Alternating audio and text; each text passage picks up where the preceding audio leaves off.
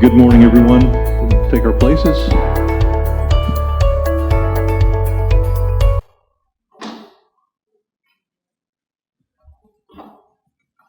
Good morning, and let me call to order the Lubbock Metropolitan Planning Organization. This is the Transportation Policy Committee meeting. It is Tuesday. It is July 19th in the year of our Lord 2022. It is 8:31, and a quorum is present. In your packets on agenda item number 3 are the safety procedures. As always, if there is an emergency, we follow Jared Atkinson. He knows where the exits are. So, and where all the safety tunnels. Safety tunnels? Do we have that?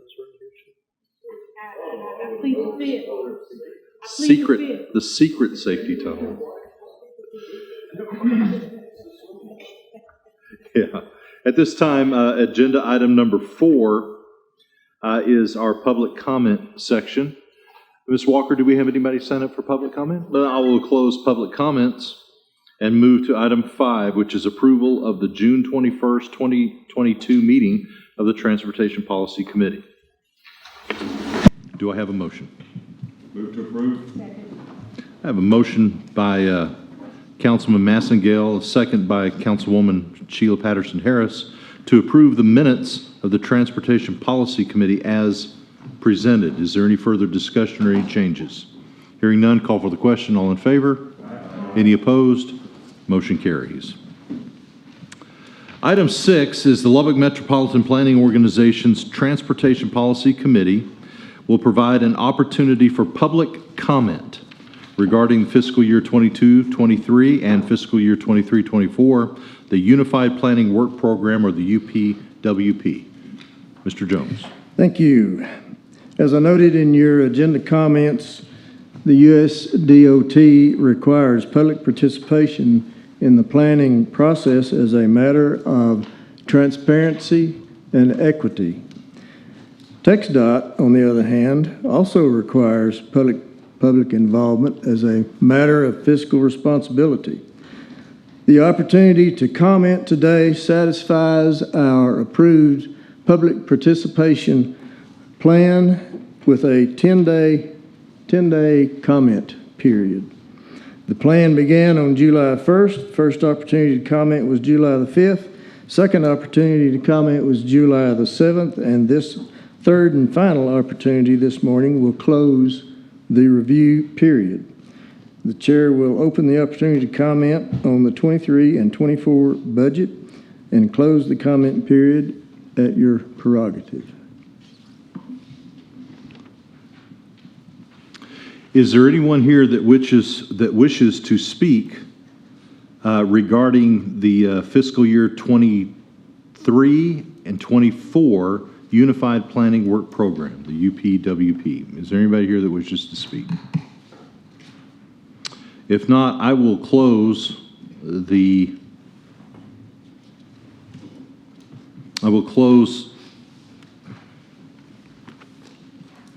opportunity for public comment at this time. Is there anyone on the board that wishes, that's what I was wanting to do. Is there anyone on the committee that wishes to speak on behalf of the budget, upcoming budget? Mr. Chair? Yes. I don't necessarily want to speak. I just want to inquire. I know oftentimes there are different events as such that allow individuals within the community to come out and make comments, ask questions, and give input or what have you. What type of input or involvement, if you will, are we receiving from the folks in the community? I know a lot of times when we post that information, I see it, but not everybody looks in the same manner that I do, and I don't want us to fail to really get it out to folks so that they can engage on matters such as this. We have about 5 or 6 sites that we post the agenda, and we also put it out on our website, and we do Facebook. As a general rule, we don't get any comment on our budget process, but then we have the three meetings are published in the newspaper, and in the minority paper. And so far, we've not had any response. I just get curious. I know we'd all like for folks to get involved and kind of keep up with the matters that go on around them. I was just curious if we're having any takers on any. Occasionally we do, but as a general rule, on this particular issue, we don't hear anything from anybody. Thank you. Mr. Chairman. Yes, sir. Mr. Warren. Mr. Jones, on the FY '23 budget summary, page 16 or 31, whichever one you want to call it.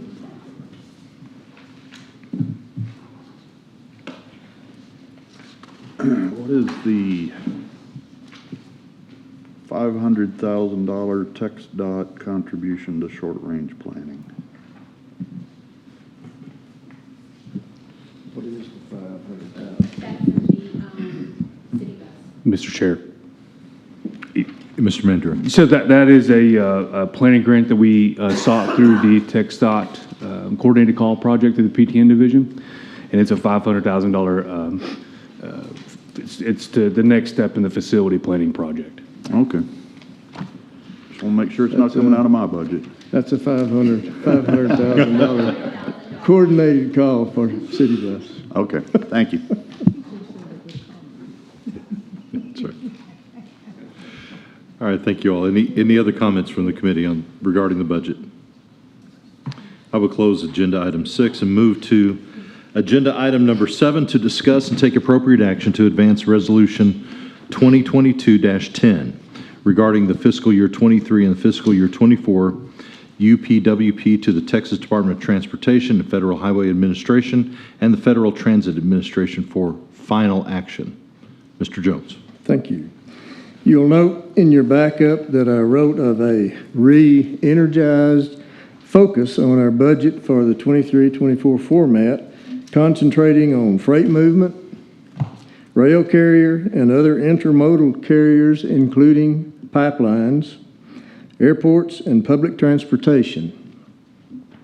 We will also continue to explore ways to enhance the utilization of GIS to organize, disseminate, and analyze data. FHWA's heightened awareness in their performance management initiatives require us to build stronger relationships with the local emergency management community within our planning area boundary, with an eye toward evacuation route planning and mitigation of stormwater and flooding.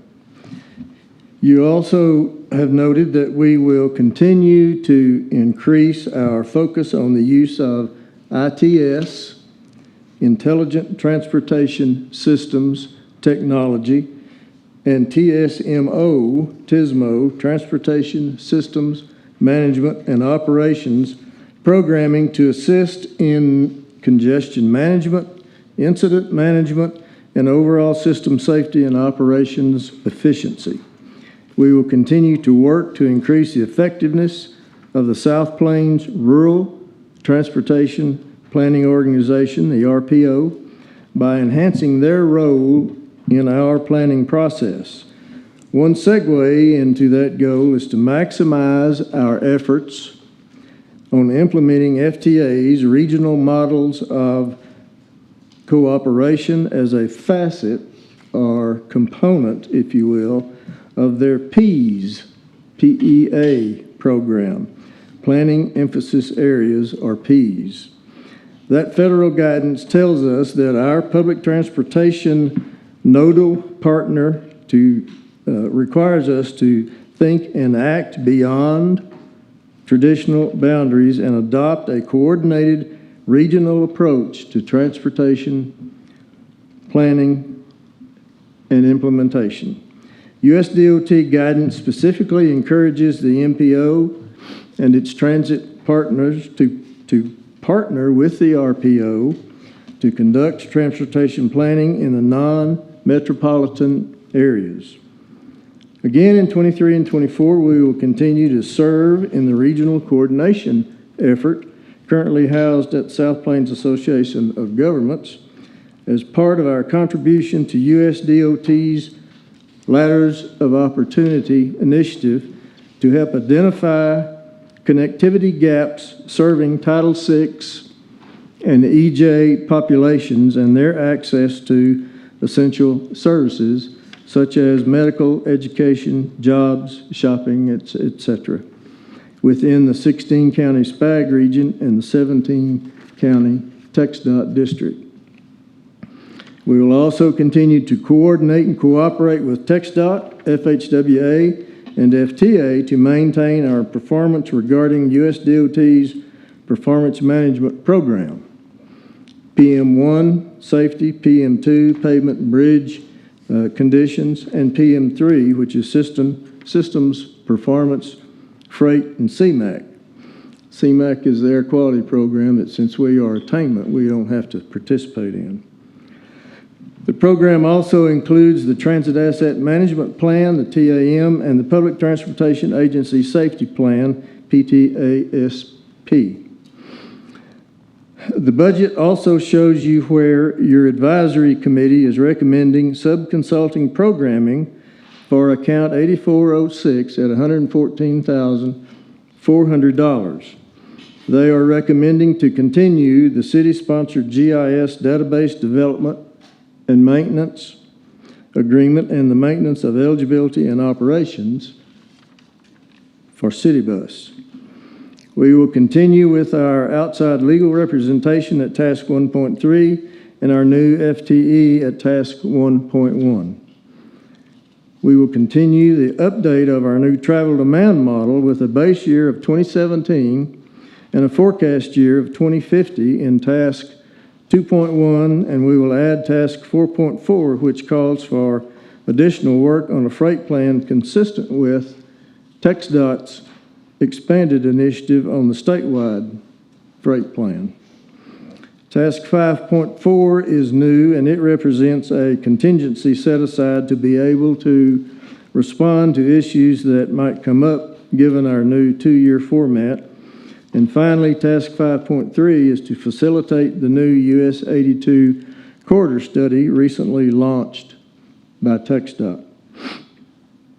You will also note that the UPWP budget summaries for both years are on page 16 and 18 with the appropriate statement of revenue and expenses that you approved previously on pages 17 and 19, both showing highlighted totals that match for transparency. Now, as a matter of recommendation, in our last federal certification debrief, I must advise you that as to the UPWP self-certifications that are in the back of the document, which was part of your email, the debarment certification says the MPO as a subrecipient of federal funds is not presently debarred, suspended, or ineligible from covered transactions by a federal department or agency, and no civil judgment has been rendered against us for fraud or criminal offense, nor in the last 3 years have we had any federal transactions terminated for cause or default. The lobbying certification that's also in the back says no federal funds have been paid for influencing any federal agency or member of Congress in connection with awarding any federal contract, grant, or agreement. And further, if any funds have been paid, they will be reported on the appropriate form that's in that paperwork. The certification compliance form says that our contract and procurement procedures comply with 2 CFR 200, and the City of Lubbock in that regard is our fiscal agent, and they certify to that. Then the certification of internal ethics form says that the MPO has adopted and enforces an internal ethics and compliance program to detect and prevent violations of law, including regulations and ethical standards applicable to the MPO and its officers and employees. And lastly, our public participation plan. We certify, or rather you certify, that we have a plan to involve the public so that we are transparent in all of our endeavors. All that being said, absent any questions, I'd ask for your support of the resolution contingent on a successful public involvement campaign, which I've noted began July the 1st and ends this morning with your opportunity to comment. And that would be my presentation. Thank you, Mr. Jones. Is there any questions for Mr. Jones regarding the two budget presentations? Hearing none, the action item needed is to approve Resolution 2022-10. Do I have a motion? So moved. Second.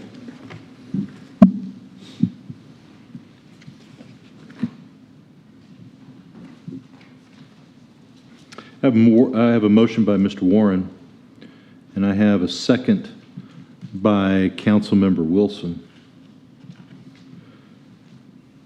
to advance Resolution 2022 regarding the fiscal year 23 and fiscal year 24 UPWP budget. Is there any further discussion? Hearing none, call for the question. All in favor? Aye. Are there any opposed? Motion carries unanimous. Thank you. Thank you, Mr. Jones.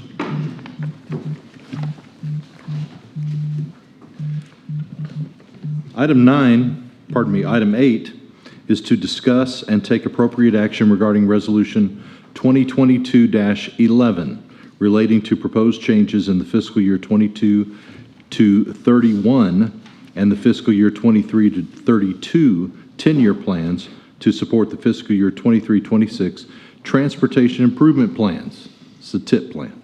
Mr. Jones. This discussion began back in June and focused on the impact that the inflation that we are all involved with today has had on our cost estimates and attributable let dates. At the July TAC meeting, the city explained that they had opened bids on one of their projects that was in discussion in the previous meeting, and that the project's low bid was about $3 million out of the money. They were about $3.6 million short of being able to meet that low bid. So the discussion quickly changed to a series of what-if scenarios to finally discussing how the committee might help the city close that gap. The committee had a very sharp and very thorough discussion that included everything from what if we don't let, what's the MPO's role, is an amendment necessary to the TIP, and which TIP, what about timing, what about other let data, what about the timing on the new city call for a bond program, does the AFA have to be amended, and how long does that take? But in the final analysis, on an 11-to-1 vote, the committee voted out a resolution that basically, in the most simplest terms, reallocates $3.6 million out of Project 4067 over to Project 012R, leaving 4067 in the 10-year plan at year 26. That's all we're doing. The city has asked the committee, and the resolution says they want to borrow money out of their project and move it to another one of their projects in order to be able to meet that low bid so they can let that project. So at this point, I would like to yield the floor to the project sponsor, Mr. Keenum, and he can elaborate as he needs to. Thank you, David. Good morning.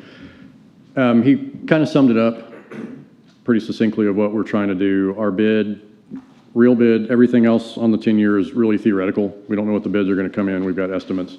And if y'all bid anything recently, you know that the prices are nuts right now. Our estimate for 114th Street was about $9.7 million. The low bid came in around 12.8. High bid was $18 million. We had three bidders for that project. And, every other project we've bid has come in significantly higher than what we've anticipated. Even the 19th Street project that TxDOT recently we did, our waterline piece of that, we estimated at 1.2 million.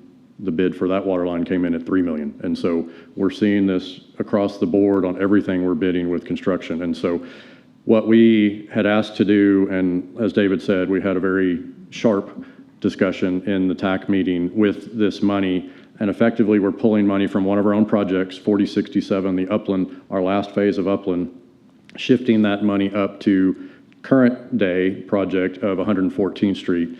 And to do that, we've got a balance in the Cat 7 money. And so we're kind of shifting money from one to the other, but we're basically taking money from ourselves to be able to fund that project today, knowing that that puts us in a bind in the out year. Clearly, if we want to do city 90% matching to federal 10% matching, that's a prerogative, but we didn't want to move that project out, leave it in its spot as a holding spot. We don't know what extra federal dollars may or may not come aboard, but it buys us some time when we get back to our regular cycle come March, when we're looking at all the 10-year plans. We may have to shift stuff around as we have more things that bid out, and we're fully aware of that. But today we've got a project, we've got an immediate need, and so that was our request from the advisory committee, was to shift that money from one of our out projects to this current project. And I'd be happy to answer any questions. Any questions from the committee? Mr. Chair, Mr. Warren? and may need to call Ms. Francis up to answer this question. Has this been vetted through our UTP/finance group down in Austin as to spending this Cat 7 money earlier? And they're on board with it? Yes. This is, because it's Cap 7 and it's local government, during the TAC meeting, I essentially messaged that group to see, because we've never done this before, especially at this late of a date and how it would be accomplished. And they told me, yes, it is possible. And they told me to defer the award of the contract. So the actual bid with that contractor will be deferred to the August commission meeting to be approved if this all goes through. And so that's pretty much what they told me, is that I'm already in the process. If it's approved today, we will amend the AFA. So amend the actual budget page for the AFA so it's correct. And then once that gets approved today, the AFA approved, then I will go to finance and I will get them to put that extra money on the funding line so it actually gets taken out correctly. So it is possible. It's done in other districts, and it's not horrible process. The tip, because it is just money and it is below the 50% amount, which it's money. So there's you can't change limits. You can't, there's all these rules that you would have to do a revision to the tip. And long as you're below 50%, if you're adding less than 50% of the existing total, you can do an administrative amendment, which would not require revision. So that's why we're able to do it today and in this process. But the AFA amendment will have to go through City Council, right? Yes, and right now we have it on the agenda for the 26th, July 26th. Okay. So. That answers my question, Mr. Chair. Thank you. Thank you, Mr. Warren. Mr. Chair, I have a quick question. Yes. Don't leave me. Don't leave me. Ms. Francis? She wants to go back to it's just money. No, I'm good. My mom used to say that. Just looking at everything, and I know these type of processes have been handled in other areas. Do you see anything or foresee anything that might throw a wrench in this so that it might halt the project? Not at this time, no. I think we can get it done. And I do think having this meeting today and it getting approved today, that is helpful because our contractor is waiting to be awarded the project. And so long as, it's approved today and then it's approved on the city council agenda next week, I really think it will go through fine. Are those pictures you're sitting out there? Are there what? I said, is that a pitch that you're sitting out there? No. I'm really not involved. I'm just trying to do the process. I'm doing my side of the job. So. Thank you very much. Appreciate you. Thank you. Mr. Chair. Yes, sir, Mr. Atkins. Thank you. Just for the benefit of the body as a whole, number one, our advisory committee moved very quick on this. As David has noted, chasing inflation right now is about to become a game that we may not be able to play much longer, but we can in this place. We're taking money from an out-year city project, moving it to a current bid that we have in hand. We know what those numbers are. Yes, we are asking this body for permission to take our out-year money, bring it to a current year. Note that at the same time, we're still maintaining the 80-20 funding ratio, so the city will be adding its additional money. And for my council members at the dais, that is also one of the things that we'll be looking at when we have this discussion next Tuesday for your action, and be pleased to take any comments. I will say one more thing. As we continue with the work on Loop 88, the load that is being pushed off to 114th and to 98th, and of course the city's fully funded the piece of 114th from Slide to Quaker, and that's a mess. We need to get it finished. We need to get this segment finished, both for what's going on with local traffic and really to help relieve what's going on down on 1585 right now. So take any questions you may have. Mr. Atkinson? Yeah, Commissioner C. The question I have, I've started noticing there on Upland, where you're wanting to move the money from, you've already started doing utility relocations and everything else. So that job, when everything is done, it'll just be put on hold until the 27th? So the first, we have Upland divided into 3 phases, and you can see that on the MPO. The first phase to go out is from 66th to 82nd. Correct. So you'll see that. That'll fix what's going on as we come underneath Marcia I was talking Sharp. the stuff on the south side of 6282, or Marcia Sharp. We're trying to get all of our part of that done and moved before we start going to bid, and they go to bid in a sequence. Stuff moved, and then you'll have to see how the bids turn out going forward. Yes. Okay. Absolutely. Okay. I appreciate that. We get the unique distinction that we actually work for people inside the city limits of Lubbock and outside. So You have both. We've actually started, since we've been here, working with the city on several projects, and I'd like to continue going forward. I think we've done a lot working together. We have, and we greatly appreciate And I want to it. continue that. Thank you. And to that, I'd kind of like to make a comment about this as well. One is this organization, which I love very much, this committee, this organization is called the Metropolitan Planning Organization. And sometimes we plan and then things that are completely out of our control happen, but then we come up with new plans. This is just a new plan to fix an issue of our well-intended plans that we've already had. And we're all going to be going through this over the next few years, all of us. Every stakeholder in this room will be going through this same process of reevaluating, replanning, rethinking, how are we going to do this better given our current economic conditions, given our current growth conditions, all of those things come together. I want to commend the city, and I want to say thank you, Mr. Atkinson, Councilmember Massengale, Councilmember Wilson, Councilmember Patterson-Harris, all of you, Mayor Payne, all of you who are now trying to lead our city into this new reality, as we're doing the same at the county level as well. So I do know that on the table, and this is just a comment from one citizen, and I'll just say this.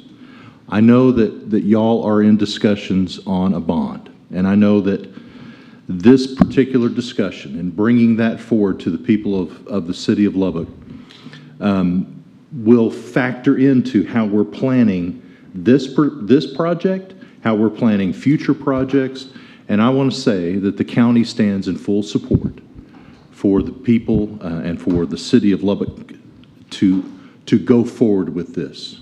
We are a growing city, a growing county, and we do need projects like this to go forward. And I stand in full support of this plan. It's hard for me to, there's that little part right here where the back of your hair stands up where you're kind of robbing Peter to pay Paul kind of thing. And we hate doing that. But we know that we live in a new planning era. and that we're going to have to do things like this, be a little bit more creative, think a little outside the box. And I'm glad that our partners at TxDOT and our partners in Austin really understand that as well and give us that freedom to do that. So I do stand in full support of this resolution, and then ask really the citizens, well, first I'll ask the council, please seriously consider bringing that forward to the citizens. And then ask the citizens to look at your growing community and help us to build for our future, for our kids, for our grandkids, our great-grandkids, and all those who go after us. It is a worthy thing that we do.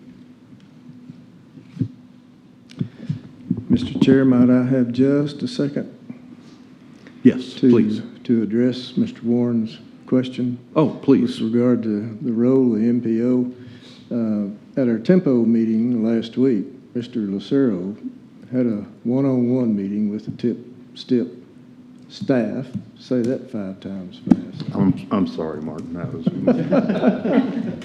With regard to this project and what's in the resolution, and they concurred, we don't have to do any kind of amendment.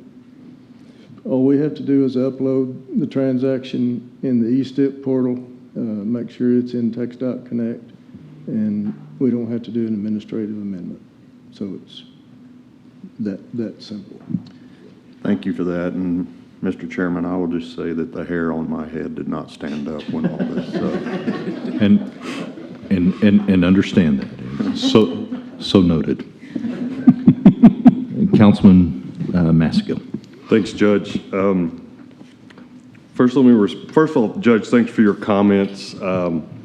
Just as a reminder, everybody, the City of Lubbock has a Citizens Advisory Group looking at the possible placement of another street bond on the November ballot. I'm told that I think they had their second meeting on Friday, and that group is moving through that work very rapidly. Whatever that recommendation will be, will feel the same pressure of inflation related to construction as we see here today. This part of our community I know very well. 114th Street is under a tremendous amount of traffic pressure at this point in time. And intentionally, the city, we address this as a council outside of whatever a proposed bond, whether it's approved or not, looked like because of the pressure that we feel out there. To echo Mr. Atkinson's comment, the city's already made a significant investment in the segment between Quaker and Slide, and the project, as we all know, from Quaker to Indiana has long been underway, and publicly we've all talked about it. I support, obviously, the amendment, and I appreciate the committee's consideration of making the adjustment so that we can solve the pressure problem we have on 114th. I can't imagine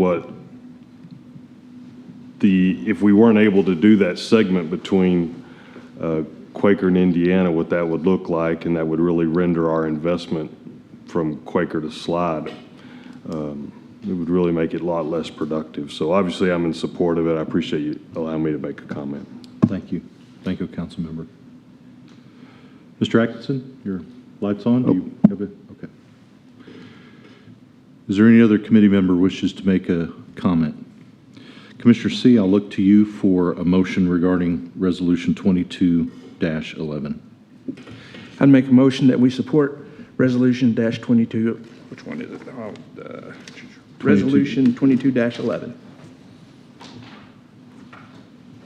Second. I have a motion by Commissioner C., a second by Councilmember Massengale to approve Resolution 22-11 relating to the proposed changes in the fiscal year 22 through 31 and the fiscal year 23 through 32 10-year plan in support of fiscal year 23-26 Transportation Improvement Plan. Is there any further discussion? And hearing none, I will call for the question. All in favor? Aye. Aye. Any opposed? Motion carries unanimous. Thank you all very much.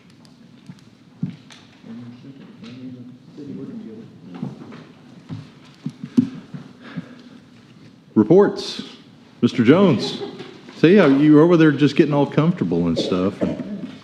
This is Mr. Warren's favorite time of our meeting, and I don't want him to lose this joy. It's why we all come. It's why we're here. Agenda item 9 is our reports. Mr. Jones. Thank you.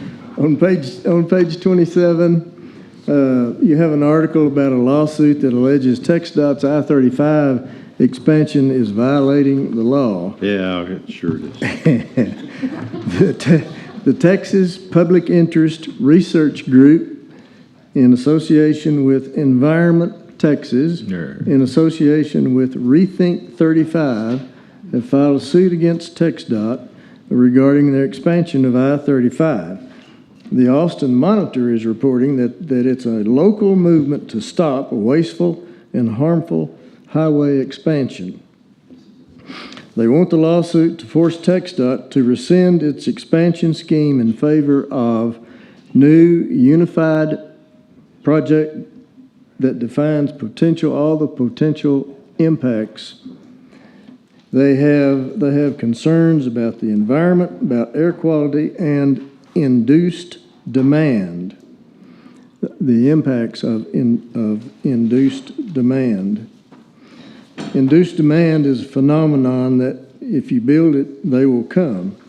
And everybody knows that you can't build your way out of congestion, and so that's what they're hanging their hat on, is this phenomenon of induced demand will just bring more congestion, even if they widen I-35 or add more capacity to I-35.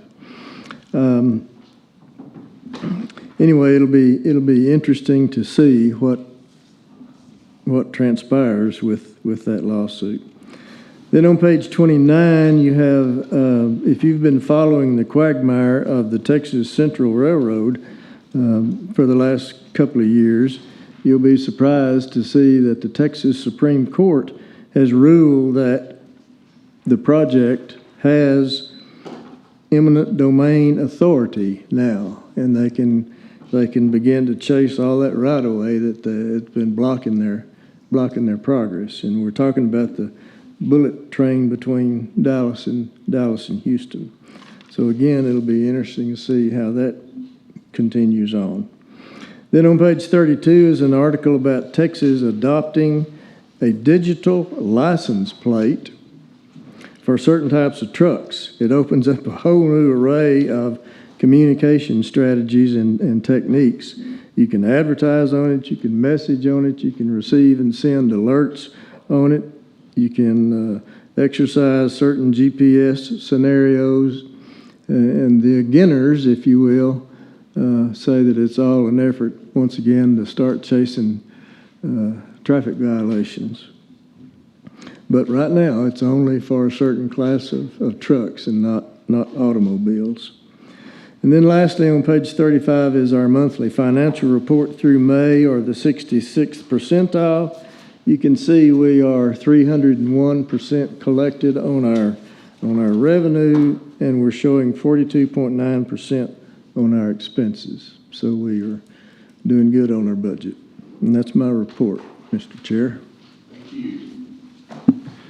Thank you, Mr. Jones. Is there any comments about our reports? If not, is there any other business for the Transportation Policy Committee? Hearing none, I will entertain a motion to adjourn. Move to adjourn. Second. And we are adjourned. It is 9:10.